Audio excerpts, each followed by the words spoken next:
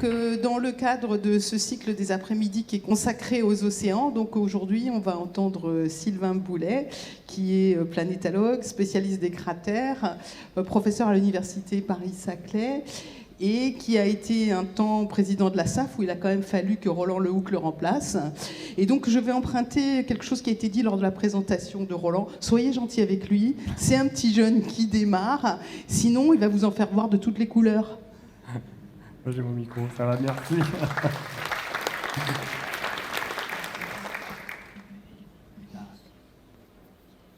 Eh ben merci et merci à toutes et à tous d'être là cet après-midi. Aujourd'hui, je voudrais vous proposer non pas une sieste sur la plage d'un océan perdu, mais une vraie balade. Et j'aimerais qu'on essaye de prendre ensemble ce qui s'est passé à la surface de Mars. Vous avez tous entendu parler de la planète Mars, vous avez tous entendu, évidemment, tous les ans, on répète et répète encore qu'on a découvert de l'eau sur Mars. Mais aujourd'hui, voilà, je voulais me concentrer véritablement sur cet océan qui a existé à la surface de Mars. Et on va essayer de comprendre ensemble pourquoi on dit qu'il y a eu un océan et ce qu'il est advenu. Parce qu'évidemment, aujourd'hui, on le sait, cet océan a disparu. Et donc, on va essayer de comprendre naturellement aussi les implications que cet océan aurait pu avoir sur le développement de la vie. Donc voilà une jolie fresque. Ça, c'est quand même quelque chose d'assez incroyable de se dire que finalement, un jour, Mars ressemblait vraiment à la Terre. Je vous rappelle que la Terre est apparue il y a 4,5 milliards d'années, tout comme Mars. Et en fait, les deux planètes ont eu une réelle histoire presque commune et parallèle. Et donc, en fait, à un moment donné, l'histoire de ces planètes ont vraiment divergé. Et il y en a une qui a gardé son océan, la plus belle, la Terre, et il y en a une qui a perdu son océan, la planète Mars. Alors, cette planète Mars, elle intrigue depuis plusieurs siècles. Il faut le savoir, c'est que la planète Mars, vous le savez, depuis l'invention de la lunette astronomique par Galilée, on est intrigué par ce qui peut se passer sur une planète qui est finalement la plus proche de la planète Terre. La planète Mars, je vous le rappelle, elle est à peu près à 220 millions de kilomètres du Soleil, elle peut se rapprocher à 56 millions de kilomètres de la Terre. Aujourd'hui, la température moyenne est de moins 60 degrés, donc c'est un peu froid, mais quand même, lors des étés, la température peut être positive, ou même, évidemment, dans les températures les plus froides, il peut faire moins 110 degrés à la surface de Mars. Quand on observe la planète Mars dans un télescope, je ne sais pas, qui c'est qui a déjà regardé la planète Mars dans un télescope? Donc voilà, vous êtes quand même plusieurs. Vous avez peut-être fait attention qu'il y avait des petites taches noires à la surface. C'est pas simple d'observer Mars. Mars, je vous le rappelle, fait la moitié du diamètre de la Terre, et donc c'est un tout petit disque qui est à 56 millions de kilomètres de nous. Donc évidemment, les détails qu'on observe depuis la Terre sont très difficiles à observer. Mais ça n'empêche pas quand même que depuis Fontana, en 1636, on observe des taches sombres à la surface de Mars. Et d'ailleurs, ce même Fontana, qui a été le premier, tout simplement, à mesurer la période de rotation de la planète Mars sur elle-même et à découvrir que la planète tournait sur elle-même en un peu plus de 24 heures. Évidemment, une planète qui ressemble un peu à la Terre et qui tourne en 24 heures, les imaginaires vont très vite, on se dit que c'est peut-être une jumelle de la Terre. Alors évidemment, quand vous observez Mars dans un télescope amateur, voilà, vous voyez ça, très peu de choses. On connaît les calottes polaires, ici, on voit qu'il y a des taches sombres, on voit une couleur orangée, c'est pour ça qu'on appelle la planète Mars la planète rouge, mais c'est vrai que percer les mystères de ce qui se passe à la surface de Mars, ça a été extrêmement compliqué et il a fallu vraiment attendre les années 60 pour qu'on ait véritablement les premières photos de la surface de la planète Mars. Si on revient il n'y a pas si longtemps que ça, notamment au temps de Camille Flammarion.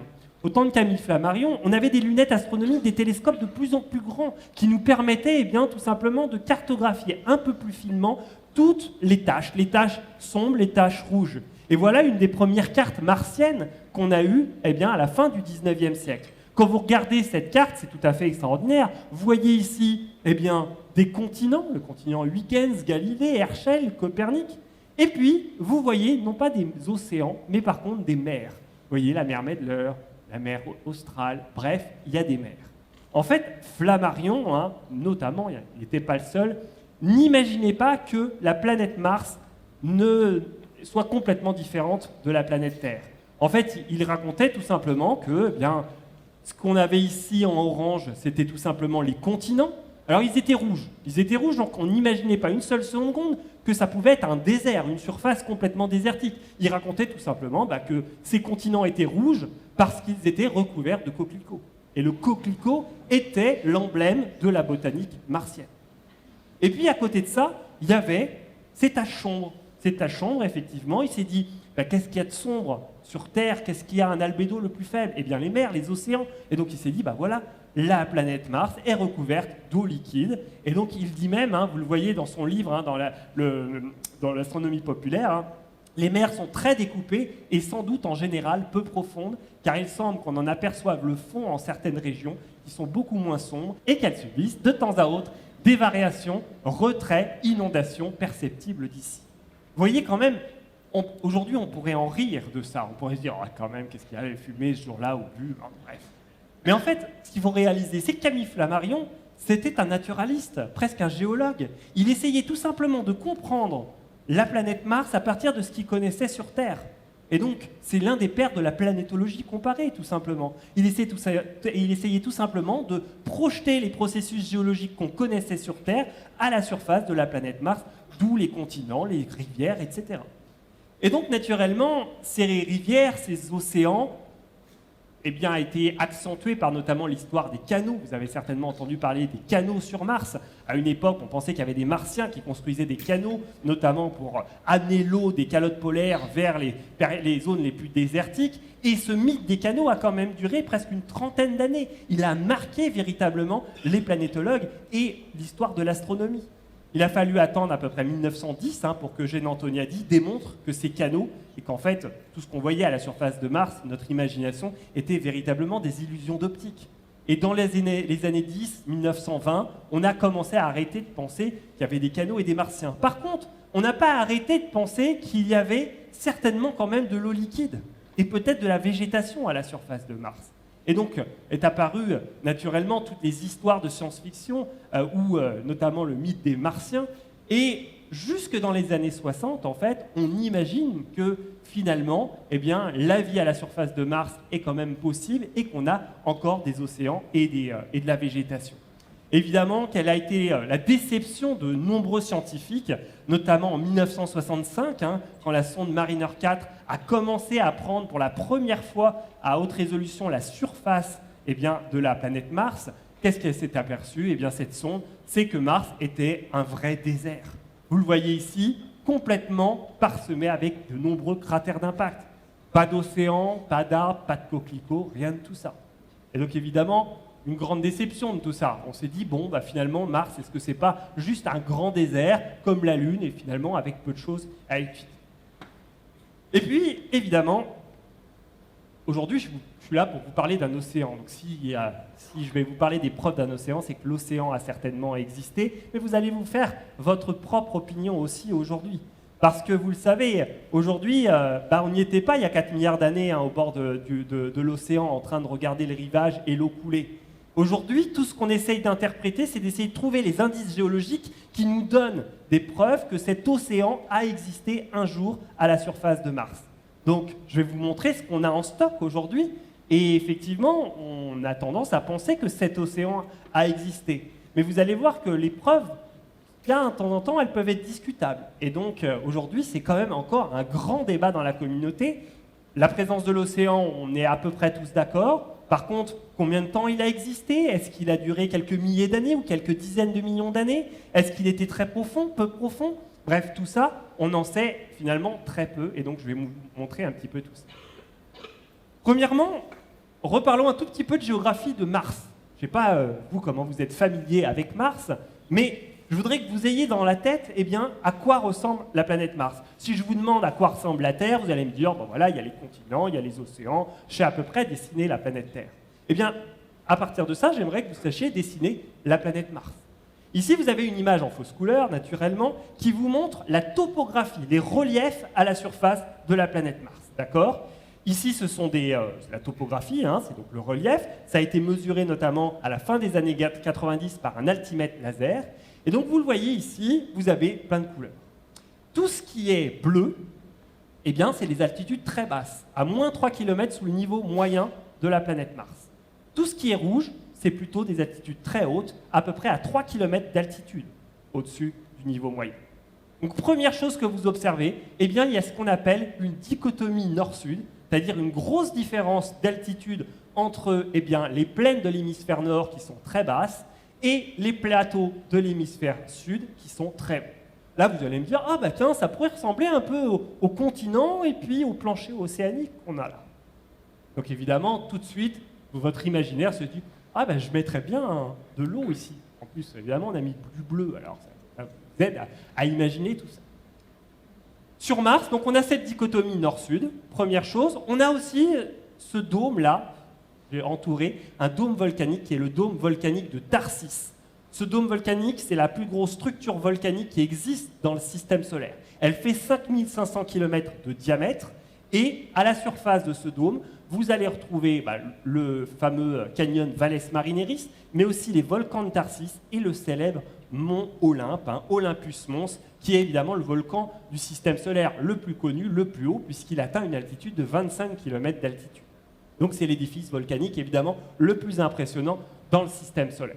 Et puis à cela, si vous devez rajouter quelques détails, vous allez rajouter Argyre, Hellas, Utopia, qui sont de très grands bassins d'impact, donc formés par l'impact d'un astéroïde il y a plus de 4 milliards d'années. Voilà un petit peu la géographie que je voudrais que vous gardiez à l'esprit. Et donc la preuve de l'océan, eh bien, elle commence par l'observation très tôt dans les années, fin des années 60-70, de ce qu'on appelle des vallées de débâcle. Des vallées de débâcle, on a très peu d'équivalents à la surface de la Terre, étonnamment. Ce sont des grandes vallées où l'eau a érodé avec une puissance qui n'existe pas sur Terre. Vous le voyez ici, ces rivières qui vont mesurer plusieurs milliers de kilomètres, qui peuvent mesurer plusieurs centaines de kilomètres de largeur, eh bien les débits sont affolants. Ces débits, c'est plus de 1000 fois les rivières, les fleuves les plus actifs sur Terre. Ces vallées de débâcle, ce sont des endroits où d'un coup, il y a eu de l'eau qui a été relâchée en très grande quantité et qui a coulé, où ça? Eh bien, du sud vers le nord. Vous voyez, toutes ces vallées de débâcle qui ont été cartographiées, eh bien, leurs sources sont soit sur le dôme de Tharsis ou sur les plateaux du sud, et elles ont coulé vers le bleu. Et on pourrait se demander, eh bien, où se jettent ces vallées de débâcle? Vous voyez que les vallées de débâcle, là, le volume estimé quand même de ces vallées de débâcle, c'est 10 millions de kilomètres cubes d'eau. C'est-à-dire que si on étalait toute cette eau à la surface de Mars, eh bien, on aurait quand même une épaisseur globale de 70 mètres. Donc les volumes, quand même, sont très conséquents. Donc l'origine de ces vallées de débâcle sont encore très discutées, mais on pense que notamment la mise en place du dôme de Tharsis aurait pu eh bien, jouer un rôle sur justement la déstabilisation de nappes souterraines où l'eau eh bien, s'est mise à écouler du sud vers le nord. Premier indice. Deuxième indice, qui n'est pas des moindres, on en parle beaucoup, eh bien, c'est la découverte des réseaux de vallées fluviales. Ça, c'est quand même été une très grande découverte à la surface de Mars. Il y a des rivières, il y a eu des rivières à la surface de Mars. Vous le voyez ici, tous ces réseaux de vallées ramifiées, où vous avez ici les sources, où certainement il y avait peut-être de la glace, où il y avait peut-être des précipitations qui allaient tomber sur les reliefs, et puis s'écoulaient pour former des rivières qui se connectaient, se rejoignaient, faisaient des vallées de plus en plus larges pour aller se jeter, on ne sait où. Ces rivières, c'est quand même quelque chose d'assez incroyable parce qu'aujourd'hui, grâce à toutes les données haute résolution, on les a cartographiées kilomètre par kilomètre. On a cartographié plus de 400 000 kilomètres de réseaux de rivières à la surface de la planète Mars. Alors, des réseaux de rivières, vous le voyez, il y en a un peu partout dans les terrains de l'hémisphère sud. Il y a certaines rivières qui se jettent notamment dans des grands cratères qui étaient d'anciens lacs à une époque. Et puis, il y a toute une partie de ces rivières qui, vous le voyez, sont au bord de ce qu'on appelle, ce que je vous ai appelé la dichotomie. Et toutes ces rivières, on pourrait se demander aussi où est-ce qu'elles se jettent. Ces rivières, en fait, d'un point de vue morphologique, vous le voyez, elles ressemblent beaucoup. Ici, là, c'était une photo que j'ai prise il y a 3 semaines au-dessus de l'Éthiopie, en allant à Madagascar. Et en fait, vous voyez que les réseaux de rivières eh bien, sont très similaires. Alors, on ne va pas parler de ça aujourd'hui, mais on pourrait se demander comment se forment les rivières. C'est-à-dire que des rivières, on peut en former sous un climat glaciaire, sous un climat sec. Bref, le climat de Mars a certainement évolué et on a eu certainement des rivières qui se sont formées bien sous un climat froid et sec, un climat plutôt humide. Bref, l'évolution du climat, c'est quelque chose de très compliqué. François Forget en a déjà parlé. Donc, on ne va pas parler de ça aujourd'hui, mais c'est vrai que ces rivières, en tout cas, sont directement reliées à des écoulements d'eau. Alors, où se jettent justement ces réseaux de vallées? Je vous propose de regarder ici, d'aller en bordure et de zoomer un petit peu dans cette zone. Voilà une image.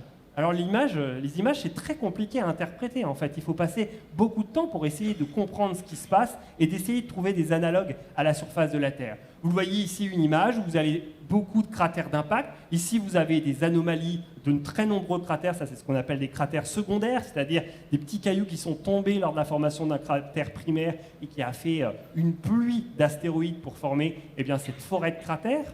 Et puis si vous faites attention, alors, est-ce que vous voyez tous des trous ici?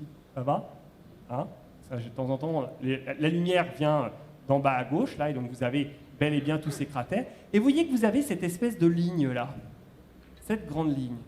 Et ça, depuis près de 30 ans, en fait, les planétologues, les géologues essayent de surveiller ces lignes. Ces lignes, si on zoome un tout petit peu dessus, on voit une structure, vous le voyez, avec des espèces de strates, comme ça.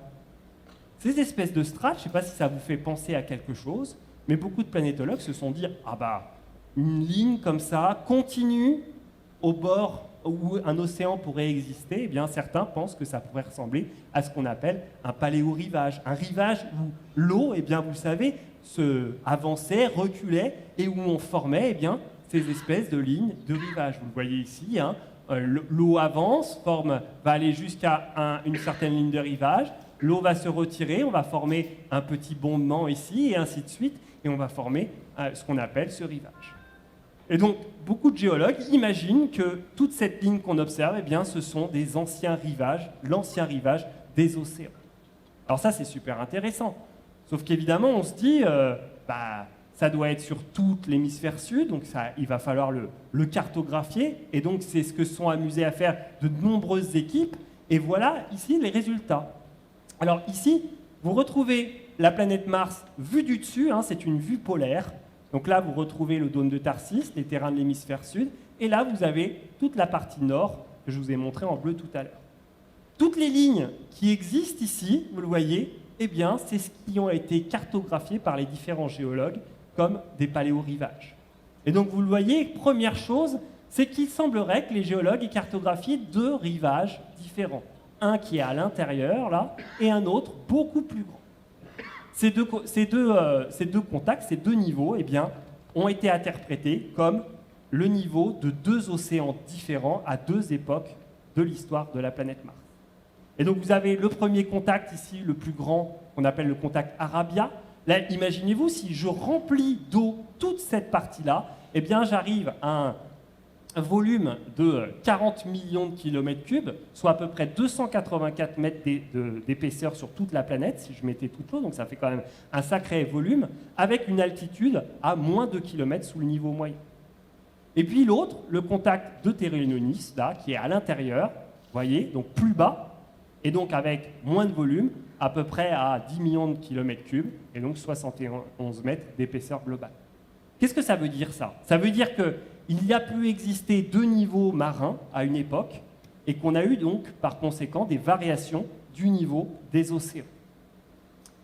Alors, ce niveau-là, les fameux paléorivages, c'est quand même un grand débat dans la communauté. Je vous disais tout à l'heure que ce n'est pas forcément simple, tout simplement de démontrer la présence d'un océan. Si je zoome dans cette région-là, voilà une image. Là, vous avez une image de la surface derrière, mais vous voyez qu'il y a plein de lignes colorées. Toutes ces lignes colorées, ce sont les rivages qui ont été cartographiés par les géologues. Parce que certains ont cru voir le paléorivage ici, d'autres à un autre endroit. Mais en fait, quand on zoome en détail, c'est très compliqué de savoir où véritablement il y a un paléorivage. Donc, gardez ça à l'esprit. La cartographie planétaire, c'est quelque chose qui est très compliqué. Ça veut dire que vous n'êtes pas sur place. Vous n'êtes pas capable de ramasser des cailloux, d'étudier sur place et de le faire comme vous êtes sur Terre. On doit essayer d'interpréter des indices géomorphologiques. Et là, effectivement, c'est très compliqué. Et vous voyez cette image. Tout à l'heure, je vous ai dit, voilà, un beau paléorivage. En fait, je vous ai menti. Voilà une erreur qu'a fait un planétologue. En fait, vous êtes d'accord qu'ici, là-haut, c'est le nord, donc ça veut dire que l'océan était ici, et ça veut dire qu'ici, c'était la plage. Ça veut dire que l'océan, en fait, venait en butée contre cette ligne. Donc ça veut dire qu'ici, certainement, c'est un point haut, et ici, c'est un point bas. Vous êtes tous d'accord avec ça? La mer, d'accord, le point bas, le point haut. Donc ça veut dire que la mer vient taper sur cette ligne. Et bien si je fais un profil topographique sur cette ligne, eh ben, pas de bol, ça c'est en haut et ça c'est en bas. Ça veut dire qu'en fait, ça c'est pas une ligne rivage, c'est tous les dépôts ici, vous voyez les dépôts lobés, ben, c'est des choses qui sont venues recouvrir en fait cette région. Donc on ne peut pas interpréter cette ligne comme un paléorivage. Voilà une erreur qui a été faite par des collègues, parce qu'ils n'avaient peut-être pas la topographie ou autre, mais une erreur d'interprétation. Et donc, vous allez avoir finalement des publications qui vont vous dire « il y a un paléorivage ici », et en fait, certainement, il n'était pas là. Donc, vous voyez que c'est quand même très compliqué de montrer l'origine de ce tsunami. Alors, évidemment, en plus de ces paléorivages. En plus, si vous prenez, vous êtes d'accord que si vous avez un niveau marin, un bord de plage, l'eau, en fait, le niveau de l'eau, il est au niveau 0. Et si vous marchez au bord de l'eau, eh bien, normalement, l'altitude ne change pas. Et les planétologues se sont amusés à mesurer l'altitude, la variation de l'altitude de ces paléorivages, et vous le voyez que l'altitude ne cesse de bouger. Et donc là, on pourrait se demander, est-ce que véritablement ces paléorivages existent? Alors, beaucoup d'études ont démontré qu'il pouvait y avoir, là je vous parle d'un océan qui s'est formé il y a 3-4 milliards d'années. D'accord? En 3-4 milliards d'années, il y a pu avoir des soulèvements tectoniques, il y a pu avoir des cratères qui se sont formés, qui ont déformé cette ligne de paléorivage qu'on ne voit plus. Donc on ne va pas remettre en cause tout ça, mais on peut se poser la question de qu'est-ce qu'on... Donc gardez à l'esprit que le paléorivage, ce n'est pas le meilleur indice qu'on a pour l'océan. Alors il se fait quand même qu'il y a eu une mission chinoise, la mission Zhurong, depuis 2021, qui est ici. Vous le voyez ici, là, le trait noir, c'est justement notre fameux paléorivage. Là, vous allez retrouver les terrains de l'hémisphère sud et là, les plaines de l'hémisphère nord. D'accord? On est dans le bassin d'Utopia et ici, un autre bassin, Isidis. Et là, il y a un autre volcan qu'on appelle Elysium Mons. Il se fait que le petit robot, là, chinois, depuis 2021, eh bien, il s'est posé pas loin de ce contact où avait lieu le bord de l'océan. Et à bord, il a un radar qui lui permet de sonder jusqu'à 70 mètres de profondeur et d'essayer de voir ce qui se passe en profondeur et d'essayer de voir éventuellement s'il y a des strates, des dépôts qui sont liés au jeu de l'eau. Et vous le voyez ici, c'est un des résultats qui a été proposé, vous voyez, en 2025, c'est tout chaud. Et vous allez me dire, bon, il y a des traits rouges, etc., c'est quand même difficile à interpréter. Et si vous regardez de plus près, eh bien, on va se rendre compte que toutes ces petites lignes, en fait, elles sont organisées d'une façon un peu ordonnée, où vous avez l'impression que toutes les petites lignes ici sont orientées, sont inclinées et sont ici situées vers la droite. Alors, en fait, là vous avez voyez un trait ici de 300 mètres de long, eh bien, le bord ici, le bord de la mer était vers votre droite, l'océan était vers la gauche. Et en fait, comment on interprète ces lignes? Eh bien, tout simplement, l'océan venait taper sur le bord de mer, venait apporter des sédiments qui venaient se déposer comme ça, vous le voyez, avec une certaine inclinaison. Et donc, on avait des dépôts qui venaient se superposer. Et puis, à un moment donné, la mer s'est retirée. Et aujourd'hui, eh bien, ce que observe le radar en profondeur, eh bien, c'est la succession de toutes ces petites couches-là qui se sont déposées en bord de mer. Donc voilà un bon indicateur quand même qu'on n'est pas loin du bord de mer et on a véritablement eu une sédimentation côtière avec l'apport de sédiments au bord de l'océan. Autre chose, l'âge. Je vous ai dit 3-4 milliards d'années, c'est compliqué de savoir quand avait eu lieu quand était présent l'océan. En fait, vous le savez, sur Mars, ou sur toutes les surfaces planétaires, eh bien, en fait, on essaye de dater les événements géologiques grâce à la densité de cratères. Les densités de cratères, c'est le meilleur chronomètre qui nous permet de dater la surface des planètes. Vous avez tous lu déjà, peut-être, dans un magazine, qu'il y a eu, par exemple, une activité volcanique sur Mars il y a 200 millions d'années. Sachez quand même qu'on n'a jamais récupéré de roches à la surface de Mars, qu'on a ramené dans nos laboratoires et qu'on a daté. D'accord ? tous les événements géologiques à la surface de Mars, eh bien, on arrive à les, tout simplement à les trier d'un ordre chronologique uniquement grâce au comptage de cratères. Vous le voyez ici, 3 images qui ont la même taille, la même taille. Vous allez voir ici un terrain très cratérisé, un terrain un peu moins cratérisé et un terrain encore moins cratérisé. Facilement, eh bien, on peut se dire que celui-là est très ancien, celui-là un peu plus jeune et celui-là le plus jeune. Et grâce à ça, grâce au comptage de cratères, eh bien, sur Mars, on a pu réaliser une chronologie martienne, des ères géologiques, avec le Noachien, qui est l'ère la plus ancienne, entre 4 milliards et 3,7 milliards d'années, l'Hespérien, jusqu'à 3,2-3 milliards d'années, et ensuite l'Amazonie. Et ces âges-là, comment ils ont été trouvés? Eh bien, en fait, vous le savez peut-être, entre 1969 et 1972, il y a eu 12 hommes qui sont allés récupérer des roches à la surface de la Lune. Ces roches ont été ramenées sur Terre, elles ont été datées, et grâce à ces roches, eh bien, on a pu faire la relation entre la densité de cratères et l'âge des roches. Et grâce à un modèle, eh bien, on a pu tout simplement le projeter sur Mars, et grâce à la densité de cratères, on arrive à donner un âge aux surfaces. Et donc c'est comme ça qu'on arrive à dater, par exemple, la formation du dôme volcanique de Tharsis.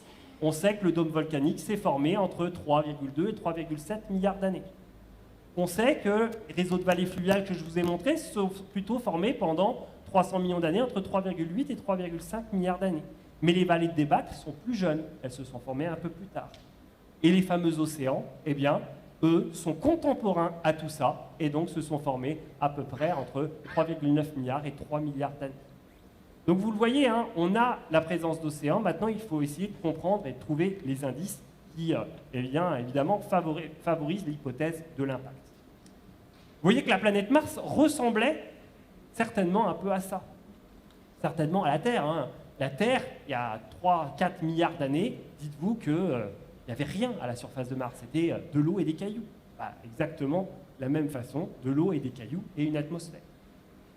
Quel serait, à votre avis, qu'est-ce qui s'est passé à la surface de Mars? Imaginez, là, vous êtes entre 3 et 4 milliards d'années, vous avez des continents, vous avez un océan. Quels sont les processus externes qui peuvent modifier la surface de la planète à cette époque-là?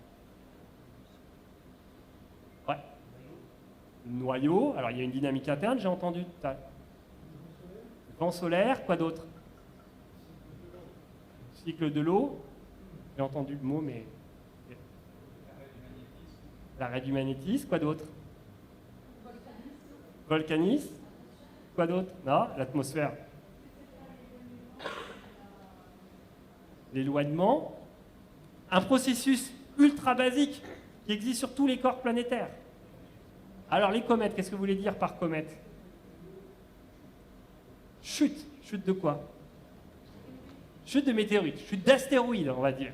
Et oui, quand même, on est dans une période de l'histoire de Mars où en fait vous allez avoir de nombreuses chutes d'astéroïdes encore à la surface de Mars. Qu'est-ce que ça fait un astéroïde, de 10 km de diamètre dans un océan? Ça l'évapore, ça fait quoi? Un tsunami. Alors évidemment, l'hypothèse elle est suffisante de se dire qu'il y a des tsunamis à la surface de Mars. Effectivement, cette hypothèse de l'impact, elle est venue il n'y a pas si longtemps que ça. On s'est dit, voilà, s'il y a un océan, s'il y a des grands cratères d'impact, il y a dû avoir des tsunamis. Évidemment, quand on se dit tsunami, on a envie de se dire, voilà, on a un océan, on a des plateaux, donc on a envie de regarder à la transition entre l'océan et le continent. Et effectivement, quand on regarde un peu mieux, à certains endroits, de couler, vous voyez un peu lobé comme ça. Alors vous allez me dire, c'est peut-être des coulées volcaniques, c'est peut-être des coulées d'autres choses, et donc on a du mal à montrer que ça, c'est véritablement des tsunamis. Eh bien, je vais vous montrer une image qui est importante, et il y a des travaux qui ont démontré justement la présence de tsunamis. Ici, vous le voyez, vous avez donc votre dichotomie, il y a votre limite de la dichotomie, les terrains bas, et regardez, vous avez des gros cratères ici dans le coin. Là, vous avez un gros cratère, notamment un cratère de 50 km de diamètre, qui pourrait, en fait, s'être formé justement dans un océan. Donc on a daté ce cratère grâce au comptage de cratères et on s'est rendu compte que ce cratère avait 3,2 milliards d'années d'âge. Donc certainement contemporain à un potentiel océan. Et on a fait plus fort, on a demandé à Karim Gelfoun, qui est un collègue modélisateur, on lui a dit, tu nous mets un cratère, tu nous mets de l'eau, et on regarde ce que ça fait. Et donc vous voyez ici, vous avez le cratère qui se forme, vous avez ici en rouge une immense vague de plusieurs dizaines de mètres qui va se former, qui va se propager, qui va s'éloigner de plus en plus du cratère d'impact. Et vous le voyez, cette vague va commencer à interagir avec les terrains de l'hémisphère sud. Et ces vagues vont rentrer dans ces espèces de vallées qui existent en fait à la dichotomie, une autre origine. Et vous le voyez, l'eau va rentrer et les dépôts vont rentrer dans ces vallées. Alors ça, c'est un modèle. Donc maintenant, vous allez me dire, mais est-ce qu'on a véritablement des dépôts de tsunami? Et bien, la réponse est oui. Et effectivement, il y a cette image que j'adore. Je vais attendre de vous faire des O et des A, parce qu'elle est magnifique. Voilà. Ça me fait plaisir. Vous êtes un super public. Hein. Alors cette image, mine de rien, pour moi, elle est assez incroyable. Pourquoi elle est incroyable? Évidemment, c'est du noir et gris, teinte, bon bref, vous allez me dire, je ne la mettrai pas dans mon salon. Et pourtant, vous le voyez ici, vous avez des vallées.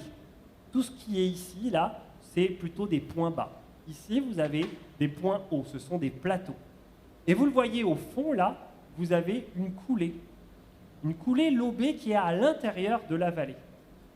Si je vais un peu plus loin dans mon interprétation, eh bien, vous avez votre coulée, je regarde les fronts de ces coulées, là, et vous voyez ici, j'ai mis en parallèle la fameuse topographie.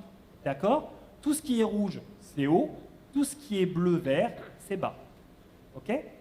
Et vous le voyez, si je regarde ma coulée, là, j'ai un front, là, vous voyez, je la remets, vous avez un front d'une coulée qui est là. Et regardez où est-ce qu'il est. Il est sur le rouge. La coulée a rempli la vallée, et là, la coulée est sur le rouge. Si je fais un petit profil topographique, ici, vous êtes dans le bas de la vallée, et là, vous êtes sur le plateau. Et le dépôt, eh bien, il est sur le plateau. Il n'y a pas d'autre processus géologique, en fait, qui vous permet d'avoir une coulée qui arrive en bord de falaise, et là, la coulée, elle se dit, tiens, je vais remonter les pentes. En fait, il faut énormément d'énergie pour avoir un tel processus. Donc, vous imaginez qu'il y a eu l'impact, il y a eu effectivement ce tsunami, ça a apporté des dépôts, les dépôts se sont engouffrés dans ces vallées, et l'énergie était tellement importante qu'elle a commencé à monter les pentes et à venir se déposer. Voilà ici la preuve, en tout cas, de ce qui a été interprété comme des dépôts de tsunami. Voilà donc ici la preuve d'un tsunami, et qui est, on viendra après aux questions si ça vous dérange. Et donc voilà la preuve ici même d'un dépôt potentiel de tsunami. Alors cet océan, donc voilà un des éléments, mais on en aurait certainement d'autres, et la conférence pourrait durer des heures et des heures. Un autre indice sur lequel on a travaillé qui est intéressant, vous voyez ici, vous avez la limite, et vous le voyez ici, la limite, le mont Olympe est un peu en dehors de ce grand dôme volcanique. Et ce mont Olympus, il est assez incroyable, je vous l'ai dit, 700 km de haut, et un volcan qui fait quasiment 700 km de large, 25 km de haut, qui fait à peu près la taille de la France, avec ici les calderas sommitales. Vous pourriez marcher, le gravir sans trop de problèmes, la pente est très très faible pour arriver au sommet, ça fait une grosse rando, mais ça va. Et récemment, on l'a étudié d'un peu plus près, et on a essayé de regarder un petit peu la forme de ce volcan. Alors vous allez me dire, rien d'extraordinaire, donc le volcan ici, mais il y a quelque chose quand même. Donc là, vous avez le contour du volcan, les calderas, mais vous voyez ici, ça c'est ce qu'on appelle une carte des pentes. Donc la pente moyenne, globalement, on est autour de 5 degrés sur le flanc du volcan. Et vous voyez qu'en périphérie ici, vous avez des pentes qui augmentent d'un coup. Vous voyez que vous avez là le flanc du volcan, et là d'un coup, vous avez des falaises très abruptes. Ces falaises très abruptes, vous le voyez ici, si on revient sur le flanc, ici vous avez le flanc du volcan, et ici d'un coup, une falaise. Vous avez des angles d'à peu près 5 degrés, et ici, des angles de 15 degrés. Alors, ce mont Olympe, en fait, on le compare souvent au volcan d'Hawaï. Vous avez déjà dû entendre parler du Mauna Kea ou du Mauna Loa, qui sont tous les deux, en fait, sur une île, l'île de Big Island, vous le voyez. Et ici, cette île, on a les deux volcans qui sont ici, et vous avez le bord ici, où vous êtes en bord de l'océan. Si on regarde un peu mieux cette île et qu'on fait la même chose qu'on a fait sur Olympus Mons, on tire ici des traits pour regarder les variations d'altitude. Vous le voyez ici, vous avez le flanc du volcan, et là d'un coup vous avez une rupture de pente, et cette rupture de pente correspond exactement à l'endroit où le niveau de la mer se trouve. Et donc il se trouve qu'il y ait sur des édifices volcaniques des ruptures de pente liées en fait au niveau des océans. Alors vous allez me dire comment ça se forme. Eh bien, imaginez-vous en fait, voilà, on est ici à Hawaï, où vous avez une coulée qui coule sur ces flancs du volcan, à peu près à 5 degrés. Et puis, à un moment donné, naturellement, on va rencontrer l'océan. Et l'océan, eh bien, la lave très chaude, à plus de 1200 degrés, va rentrer en interaction avec, justement, les eaux qui sont beaucoup plus froides. Qu'est-ce qui se passe? Eh bien, naturellement, il va y avoir un très gros effort et écart de température avec, vous voyez, une vaporisation de l'eau où l'eau va fumer et la lave qui va rentrer dans les océans. Si je schématise, vous voyez, vous avez la coulée de lave rentre dans l'océan, vous avez à ce moment-là, eh bien, la vapeur d'eau qui va sortir. Et qu'est-ce qui se passe ici? Eh bien, la lave qui était très fluide, à un moment donné, elle va d'un coup se refroidir brusquement, et en fait, elle va former des roches très visqueuses finalement, qui vont former des structures verticales. Et donc, en fait, vous allez avoir la formation d'autres roches qui vont montrer eh bien, une rupture de pente à ce niveau-là. On arrive à le voir dans certaines zones. Ici, vous voyez, vous êtes également à Hawaï. Ici, vous voyez les coulées de lave quasiment horizontales. Et là, le pendage de ces couches qui change, qui en fait, ici, ce point-là représente un ancien niveau de l'océan. L'île, en fait, est montée par la suite, mais vous aviez ici, à une époque, le niveau de l'océan. Et donc, si évidemment, l'attaque sur la planète Mars, eh bien, en fait, cet escarpement très abrupt est interprété comme un potentiel niveau, en fait, marin. Et donc, en fait, le mont Olympus, à une époque, était certainement une île volcanique au milieu d'un océan. Donc ces histoires, effectivement, vous le voyez, il y a plusieurs indicateurs géologiques. On pourrait se demander évidemment quand est-ce que ces océans sont apparus. Alors ça c'est très compliqué parce que sur Mars, on n'a pas accès aux terrains les plus anciens. Sur Terre, on le sait, dans les modèles les plus anciens, c'est que la Terre s'est formée, qu'il y a eu à ce moment-là énormément de vapeurs d'eau qui sont formées dans l'atmosphère, et quand la planète Terre s'est refroidie, l'eau des océans s'est précipitée sous forme d'eau liquide et a formé les océans. On a des preuves notamment ici dans certains zircons. Un zircon, c'est un petit minéral qui se forme notamment dans les continents. Et à l'intérieur, on a des signatures chimiques et isotopiques, notamment avec des inclusions fluides qui donnent un accès, qui montre qu'il y a 4,4 milliards d'années, il y avait déjà de l'eau à la surface de la planète Terre. Et donc, on interprète comme quoi les océans sont apparus il y a 4,4 milliards d'années à la surface de la Terre. Sur Mars, des indicateurs un peu plus compliqués à observer parce que je vous rappelle, on n'a pas récupéré de cailloux. On a quelques météorites martiennes. Les météorites martiennes, je vous le rappelle, c'est des cailloux martiens qui ont été éjectés par des impacts, qui ont voyagé de la planète Mars jusqu'à la Terre et qu'on a retrouvés sur Terre. Et ces météorites, cette météorite ALH 84001 ou encore la météorite Black Beauty montre qu'il y a notamment des carbonates qui ont été certainement formés par circulation de fluide, ou encore des grains de composition granitique, vous connaissez les granites, qui se sont formés notamment en présence d'eau. Donc tout laisse à croire que aussi sur Mars, autour de 4,4 milliards d'années, il y avait énormément d'eau à la surface de la planète Mars. Autre point important aussi, c'est que, vous le savez, quand on parle d'eau, on va parler d'eau planétaire sous plusieurs formes. Vous connaissez tous ici l'eau H2O, l'eau normale, qui est constituée d'hydrogène avec un proton et un électron. Mais il va y avoir aussi une eau semi-lourde, une eau lourde, composée d'hydrogène et de deutérium. Le deutérium, c'est un isotope qui va être constitué d'un proton, d'un neutron et d'un électron. Et imaginez-vous, au début de la formation des planètes, eh bien, vous aviez le même ratio entre les atomes d'hydrogène et les atomes de deutérium, sachant que vous avez beaucoup plus d'hydrogène que de deutérium. Vous le voyez ici, hein, ce rapport de D sur H, il est extrêmement important pour comprendre l'origine de l'eau dans le système solaire. Il y a eu plein de mesures qui ont été faites sur ce rapport D sur H. Et en fait, si vous le regardez ici, si vous prenez le D sur H des océans terrestres actuels, eh bien, vous avez une ligne de référence. Et en fait, il se fait que si vous mesurez le rapport D sur H des astéroïdes, des comètes, eh bien, on est vraiment très proche de ce ratio qui, finalement, existe depuis la formation de la planète Terre. Donc, ce qui veut dire qu'en fait, que l'eau des océans actuels, eh bien, ce rapport D sur H est quasiment le même depuis 4,5 milliards d'années. Et quand on regarde notamment le D sur H de l'eau piégée dans les inclusions fluides des zircons de Jacques-Sill, qui ont 4,4 milliards d'années, eh bien, on a un rapport D sur H qui va être très proche.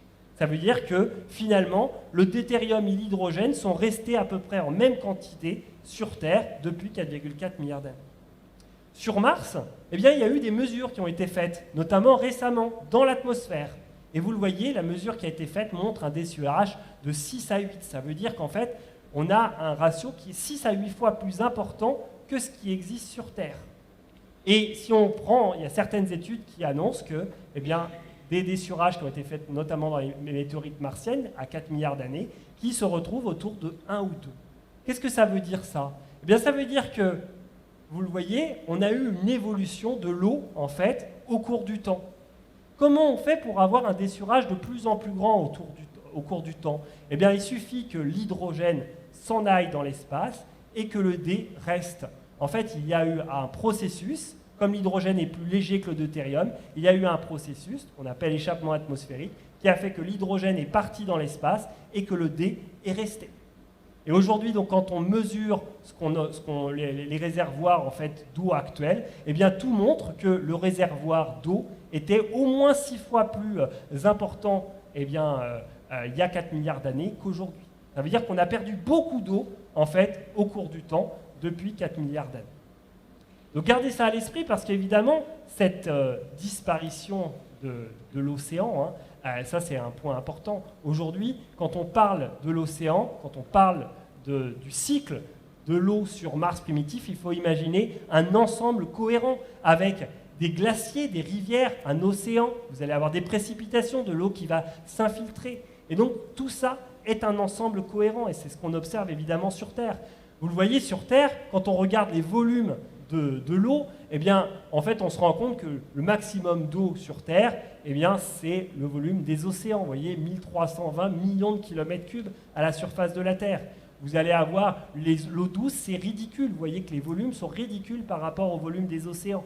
Et puis, naturellement, on a aussi un peu d'eau dans l'atmosphère, mais vous voyez que c'est ridicule par rapport au volume des océans. Et pourtant, l'atmosphère va jouer un rôle essentiel. Ici, vous avez un diagramme de phase de l'eau où vous avez la température et la pression. Sur Terre, vous le voyez ici, on est à 1 bar, d'accord, ça c'est notre atmosphère. Si on est à 0 degré, eh bien l'eau solide va se transformer en eau liquide. Si on est à 100 degrés, eh bien l'eau liquide va se transformer en gaz. Ça c'est ce que vous connaissez tous sur Terre. Eh bien sur Mars actuellement, la pression est de 6 millibars. Vous le voyez, si on augmente la température, eh bien la phase liquide aujourd'hui n'existe pas. Il ne peut pas y avoir d'eau liquide à la surface de Mars actuellement. Donc la glace qui existe par exemple au pôle sur Mars, eh bien si vous augmentez la température, elle se transforme tout de suite en vapeur. D'accord? Donc qu'est-ce que ça veut dire? Ça veut dire que s'il y a eu de l'eau sur Mars à une époque, eh bien la pression atmosphérique était beaucoup plus importante à une époque. Ça veut dire que eh bien, l'atmosphère a disparu et c'est ce qui a fait que l'eau liquide a disparu. Et donc, gardez ça à l'esprit, pas d'atmosphère, pas d'océan. Si un jour on a été amené à perdre notre atmosphère, eh bien, on perdrait notre océan et notre eau liquide. Alors, comment on perd notre atmosphère? Premièrement, il peut y avoir des impacts. Je vous ai dit tout à l'heure qu'il y avait de nombreux impacts autour de 3-4 milliards d'années. Donc quand vous avez un impact géant d'un astéroïde qui va mesurer plusieurs dizaines de kilomètres, l'arrivée dans l'atmosphère va souffler une partie de l'atmosphère. Mars étant plus petite, la vitesse de libération est de 4 km par seconde, ça veut dire que vous allez avoir une grande partie de l'eau qui va partir dans l'espace.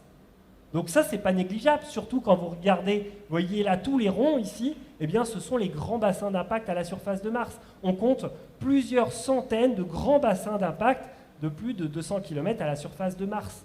Donc potentiellement, vous imaginez qu'à cette époque, pendant le premier milliard d'années, ça y allait, ça bombardait. Et donc on avait forcément une partie liée de l'échappement liée à ce bombardement.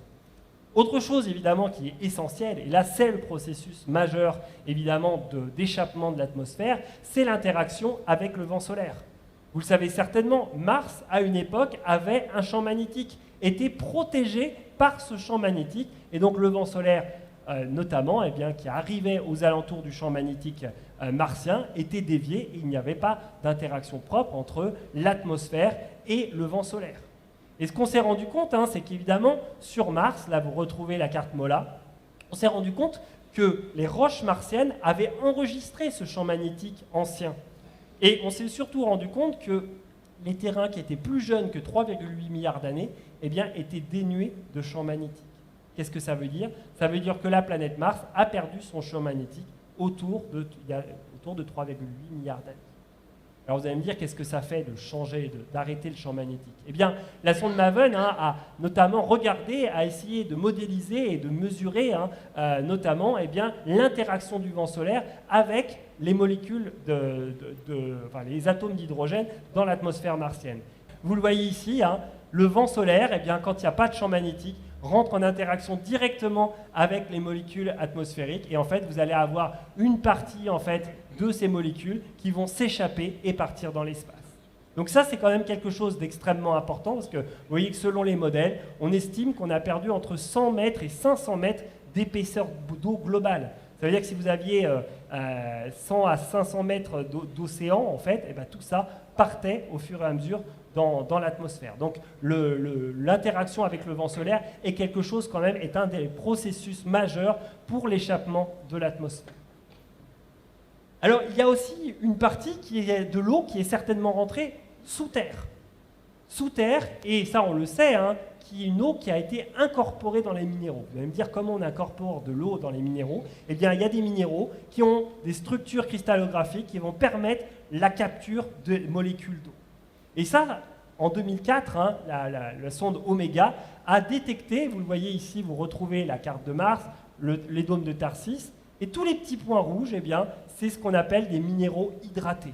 Les minéraux hydratés, c'est notamment ce qu'on appelle les argiles, ou vous le voyez ici en rouge, ce qu'on appelle les phyllosilicates. L'argile et les phyllosilicates, je pense que vous connaissez tous, au moins c'est le smecta. Le smecta, voilà, c'est une argile, on a de la smectite à la surface de Mars. Et donc, effectivement, vous allez avoir ces argiles à la surface de Mars qui ont été capables de capter de l'eau, beaucoup d'eau.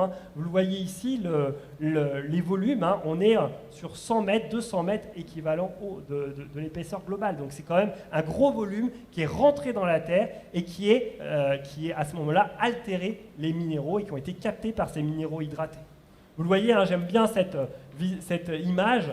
Là, vous le voyez, vous avez un cratère d'impact et ici vous avez une nappe d'éjecta, d'accord? La nappe d'éjecta, c'est toute la roche qui sort de profondeur pour venir se déposer à la surface au moment du cratère. Grâce notamment à des instruments qu'on appelle des spectroscopes, on va pouvoir mesurer la composition chimique de ces éjecta. Et qu'est-ce qu'on a trouvé dans ces éjecta? Eh bien, on a trouvé notamment ces minéraux hydratés. Qu'est-ce que ça veut dire de trouver des minéraux hydratés dans les éjecta? Eh bien, ça veut dire que les minéraux hydratés étaient en profondeur. Ça veut dire que l'eau est allée assez en profondeur pour altérer les roches en profondeur pour ensuite ressortir à la surface.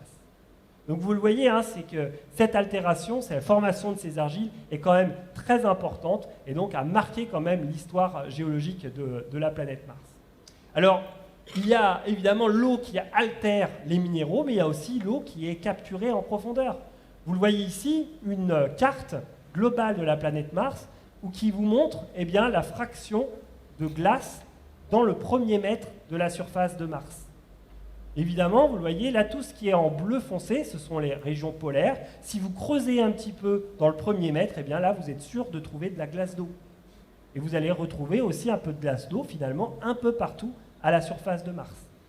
Et on s'est amusé aussi, certaines équipes se sont amusées avec des radars à essayer de regarder les dépôts stratifiés, par exemple, dans ces plaines de l'hémisphère nord. Et on s'est rendu compte qu'en fait, sur plusieurs centaines de mètres, voire kilomètres, eh bien, on retrouvait de la glace dans ces niveaux, vous voyez, ces niveaux-là foliés, comme ça, eh bien, on a des dépôts foliés avec beaucoup de glace. Et potentiellement aussi avec de l'eau liquide en profondeur. Donc l'eau, elle est notamment à la surface, mais il y a aussi, il ne faut pas oublier la composante en profondeur, où on a certainement un très grand volume d'eau et de glace dans le sous-sol martien. Et ça a été confirmé notamment là récemment par une équipe en 2024. Vous le savez que la planète, il y a eu un sismomètre martien, la sonde InSight, qui s'est déposée, qui a été capable d'enregistrer les séismes martiens. Et grâce à ces séismes martiens, on a été capable de mesurer ce qui se passait en profondeur, de comprendre la structure en profondeur. Et grâce notamment à la détermination de la vitesse des ondes sismiques, eh bien, et un modèle, parce que je vous rappelle, on n'est pas allé creuser à 11 km en profondeur, mais tous les modèles s'accordent à dire que potentiellement, entre 10 et 20 km, eh bien, on a des terrains qui sont très altérés avec de l'eau liquide encore actuellement. Donc, qu'est-ce qui se passe en profondeur? Vous voyez, imaginez les volumes encore actuels qui peuvent être situés en profondeur. Aujourd'hui, évidemment, on n'a aucun moyen d'aller vérifier ce que je vous raconte aujourd'hui. Donc, voilà, l'aventure continue. Mais c'est vrai qu'on a certainement quand même beaucoup d'eau qui se trouve en profondeur. Alors, pour finir, qu'est-ce que ça signifie, évidemment, pour la vie? Évidemment, on peut revenir à ce qu'on connaît sur Terre. Vous le savez, les organismes les plus anciens à la surface de la Terre, eh bien, ce seront ce qu'on appelle des stromatolites, ces espèces de formations géologiques, vous voyez, foliées, qui vont, vous voyez, ici des espèces de champignons avec des petites couches superposées les unes autour des autres. Et ça, en Australie, en Amérique du Sud, on a trouvé des stromatolites qui ont 3,5 milliards d'années. Ces stromatolites, ce sont des formations qui sont indispensables au développement de la vie et on leur doit beaucoup à ces formations. Vous voyez que ça, ce sont des stromatolites actuels qui sont en fait recouvertes par des petites algues, des algues qu'on appelle des cyanobactéries. Ces cyanobactéries, elles vivent tranquillement, elles sont entourées d'un espèce de glu un peu qui va recevoir des petits grains de sable et puis au bout d'un moment l'algue va mourir et puis il va y avoir une autre colonie d'algues qui va réapparaître au-dessus et ainsi de suite, ça va faire des couches et ça va faire ces fameux stromatolites. Pourquoi je vous parle de stromatolites? Parce qu'évidemment, ces stromatolites, quand ils sont apparus, il y a 3,5 milliards d'années. Vous voyez ce petit diagramme, là vous avez le temps, d'accord? Vous avez ici la composition de l'atmosphère au tout début. Et c'était certainement le cas sur Mars. L'atmosphère martienne et de la Terre était certainement composée principalement d'eau, de CO2 et d'azote. À un moment donné, on a condensé les océans et c'est là que le plus gros volume s'est retrouvé à la surface de l'eau. Ce qui a fait que sur Terre, finalement, il n'y avait que du CO2 et de l'azote. Et puis, à ce moment-là, vers 3,8 milliards d'années, sont apparus les stromatolites. Ces petites bêtes, ont réussi à transformer progressivement le CO2 en O2, a commencé à saturer les océans d'oxygène, et c'est ainsi que l'oxygène, à un moment donné, il y avait saturation d'oxygène dans les océans, l'oxygène a commencé à sortir dans l'atmosphère terrestre. Et donc c'est comme ça que l'atmosphère est arrivée finalement dans notre atmosphère, et c'est ce qui permet de respirer aujourd'hui. Évidemment, sur Terre, l'océan a permis notamment ce qu'on appelle la précipitation des carbonates. Tous les carbonates, le fameux CaCO3, les carbonates de calcium, ont été piégés par les océans pour former ces carbonates. Alors le gros problème sur Mars, c'est qu'on n'a quasiment pas observé de CaCO3. Donc en fait, on ne sait pas exactement pourquoi. On en observe à certains endroits des carbonates, mais en beaucoup plus faible quantité que sur Terre. Alors vous le voyez, ce qu'il faut que vous gardiez à l'esprit, pourquoi je vous montre ça? C'est que la vie est peut-être apparue autour de 3,8 milliards d'années sur Terre, mais il a fallu une évolution très très très très longue pour arriver au chat. Vous voyez, le chat, nous, les fleurs, les poissons, tout ce que vous voulez. Mais effectivement, c'est une évolution très très longue. La vie a mis du temps à évoluer. Et donc sur Mars, naturellement, sur Mars, Eh bien, l'océan dont je vous parle depuis tout à l'heure, eh bien, s'est formé certainement en même temps que la vie est apparue sur Terre. Donc on a dû avoir quelque chose de contemporain et la vie aurait pu apparaître à la surface de la Terre. Trouver des stromatolites sur Mars, c'est le rêve de tous les géologues martiens. Parce que là, évidemment, alors il faut savoir les reconnaître, mais ça serait absolument extraordinaire de montrer qu'effectivement des stromatolites sont apparus à la surface de Mars. Pour l'instant, on n'a rien trouvé de tel, donc voilà, on les cherche encore. Mais gardez à l'esprit quand même que voilà, c'est tout ce qu'on peut trouver, hein, c'est-à-dire que la vie aurait pu apparaître à ce moment-là, mais évidemment, hein, ce qu'on cherche, c'est plutôt des toutes petites bactéries, on ne cherche pas de chat, il y a encore moins de poissons ni rien, d'accord ? Donc voilà, donc en tout cas pour finir, gardez à l'esprit que tout ça est quand même, nous permet évidemment de mieux comprendre eh bien, l'histoire de la planète Mars, de mieux comprendre aussi si la vie a pu apparaître à la surface de Mars. On est encore très très loin finalement de découvrir cette vie, mais c'est extrêmement important de comprendre si la planète Mars ou si une autre planète pouvait proposer finalement un environnement acceptable pour que la vie puisse apparaître. On a l'eau liquide, mais ça ne veut pas dire que la vie est apparue. Donc gardez ça à l'esprit et surtout gardez ça à l'esprit que voilà, la Terre est la seule planète qui a de la vie encore à la surface. Hein. On n'a pas trouvé de vie, on a trouvé de la nulle part dans le système solaire ou encore ailleurs. Donc voilà, on continue, il n'y a qu'une planète, hein, et donc il faut continuer de la protéger. Et je vous laisse sur cette slide où évidemment on a des poissons, et vous voyez, hein, ça c'est ce qui a été trouvé il y a peu de temps.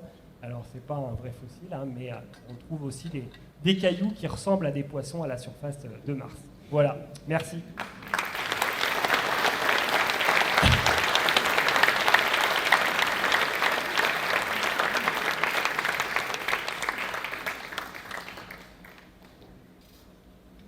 Excusez-moi, j'ai une petite question en relation avec ce que vous nous avez montré, puisqu'il faut aller chercher sur Mars.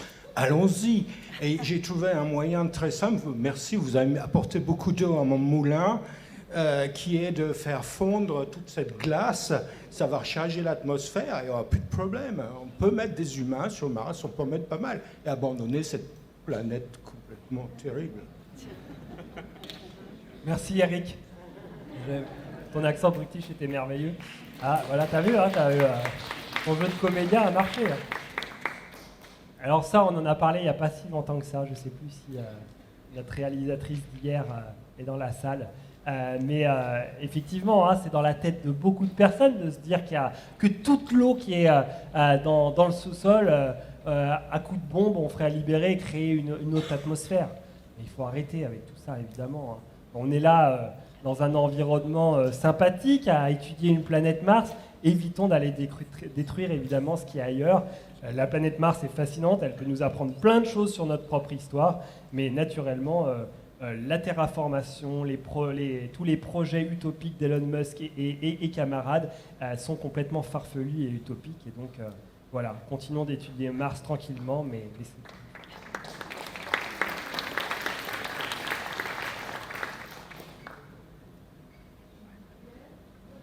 Attendez, il y a le micro et il y a les...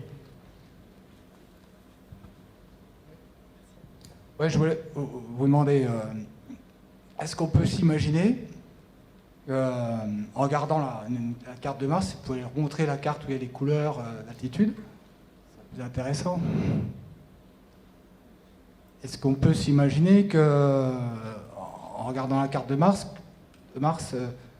et en regardant la vallée Marineris, le fond de la vallée Marineris, qui est de la même couleur que le plus profond des océans perdus, puis on regarde aussi un cheminement entre l'océan perdu et la vallée Marineris, un cheminement en bleu.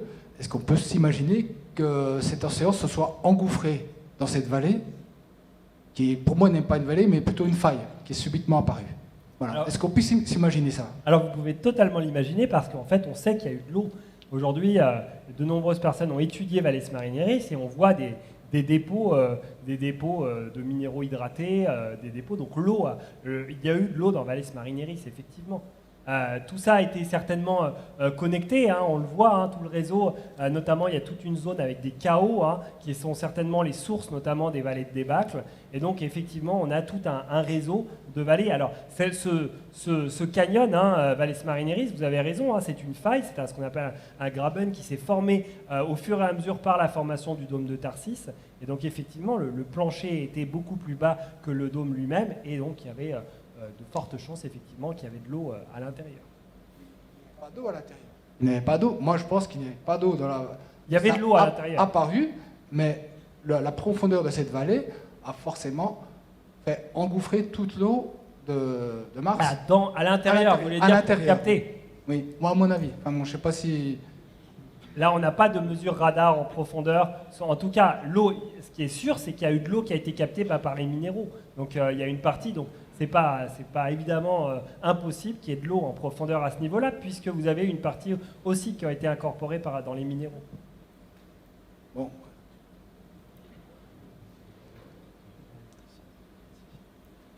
Bonjour, merci pour la présentation, c'était super intéressant. On a récemment découvert les plus longues chaînes carbonées dans un des rovers martiens. Est-ce que ce résultat, ou du moins ce premier pré-résultat, vous êtes dans certaines de vos recherches où on est plus sur plutôt un côté recherche de vie, ou est-ce que ça vous aide par rapport à ce que vous venez de présenter aujourd'hui? Alors ça, c'est une bonne question, hein, parce qu'effectivement, de trouver des molécules organiques comme ça, on se dit waouh, on avance, mais voilà, pour l'instant, j'aurais tendance à dire qu'on en est là, c'est qu'on avance, on trouve des molécules de plus en plus compliquées, mais c'est pas la vie encore. C'est-à-dire qu'on est encore loin de se dire c'est bon, on a trouvé de la vie, il s'est passé des processus, on a eu de la construction de molécules organiques de plus en plus complexes, il s'est passé des processus très intéressants, mais on en est là, quoi. Donc évidemment, tout ça montre aujourd'hui, on voit quand même que les conditions montrent que la planète Mars était habitable, que la vie aurait pu habiter, mais on n'a encore aucune idée de véritablement comment la vie apparaît. Qu'est-ce qui fait qu'on passe de rien à une petite cyanobactérie? Donc vous voyez que c'est très compliqué. Alors le robot Persévérance là est allé forer dans des carbonates, etc. Donc si un jour Trump accepte qu'on ramène les échantillons sur Terre, peut-être qu'on aura la chance de voir des choses intéressantes, mais on n'en est pas là encore.